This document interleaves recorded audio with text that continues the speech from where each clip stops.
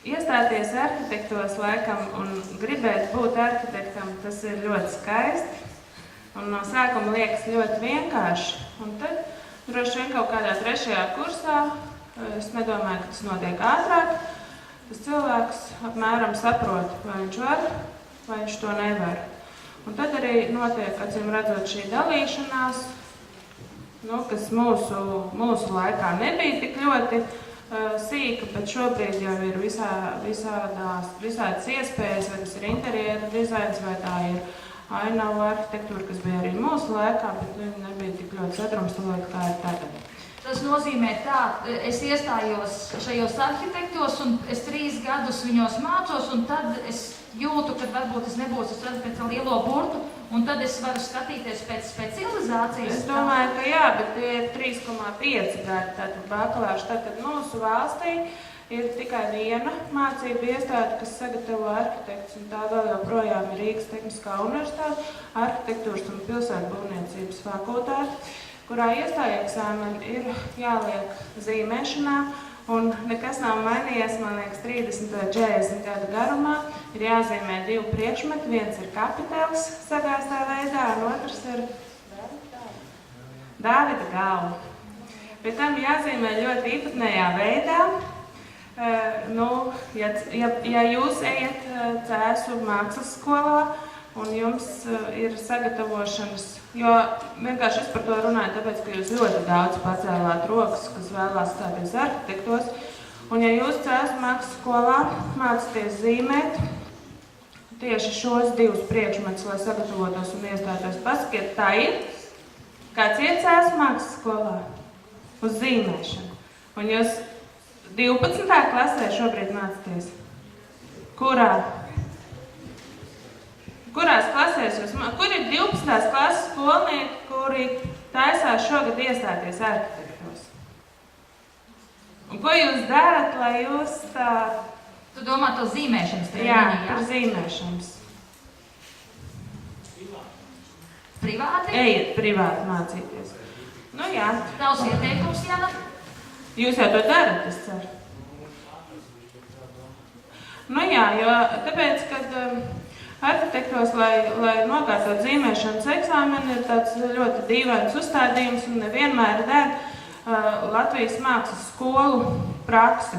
Un tāpēc ir ļoti vēlams, pirms jūs dodaties kārtot eksāmenu, iet šajos, kā Zīnes teica, sagatavošanas kursos pie arhitektūras fakultātes, kurš noteikti ir vēl joprojām. Un vasarā cītīgi patrenēties un šo zīmēšanu apmeklēt, ja jūs vēlaties mācīties Rīgas Tehniskajā universitātē. Tad, attiecīgi, nākošie 2 eksāmeni, kuri tiek ņemti vērā, ir no jūsu 12. klases valsts eksāmeniem. Tā ir matemātika un latviešu valoda. Un tas ir arī viss. Cik man ir zināms, tad bakalauros ir 25 budžeta grupas un pārējā ir naudas lieta. Un te nu sākās jautājums. Tajā brīdī, ka jūs tik tiešām esat nolēmis nopietni pievēršties arhitektūrai, ir ļoti vēlams izskatīt, vai ir vajadzība un vai ir vēlēšanās investēt Rīgas Tehniskajā universitātē, vai tomēr meklēt iespējas mācīties ārpus šīs valsts.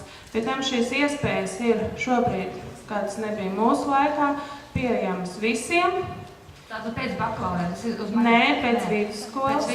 Pēc vidusskolas jūs varat tātad vai nu kontaktēties patiešot ar attiecīgajām augstskolām.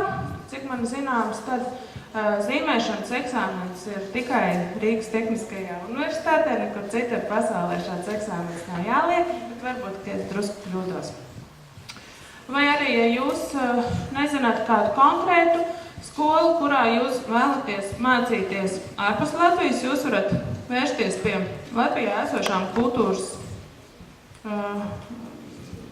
savienībām vai vēstniecības, tas ir viens, bet ir kultūras fondi un visādas tādas organizācijas, kas ir ārvalstu, kur visur ir zināmas šīs izglītības programmas un ir atsevišķi cilvēki, kuri palīdz jums arī saprast, vai jums tas ir Vai jums tas ir iespējams vai nav?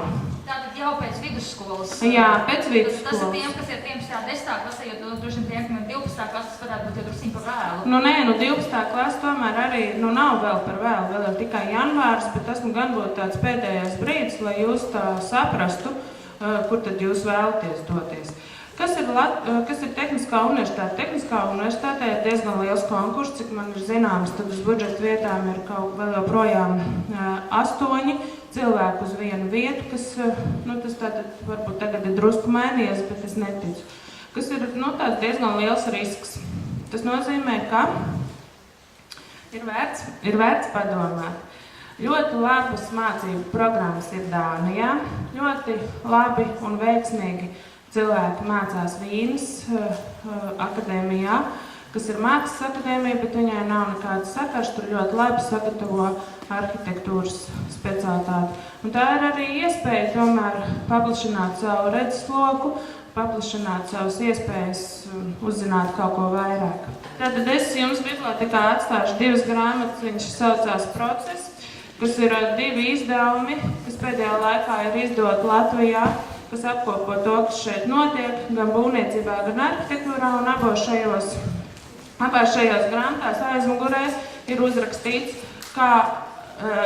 cik maksā izglītība Latvijā, cik viņa maksā ārzemēs, kurās valstīs viņa ir pavelti. Un tādas ir diezgan daudz Eiropas Savienības valstis, kurās jums nav jāmaksā, jums ir jānodrošina sev dzīvošana, bet nav jāmaksā mācību maksa.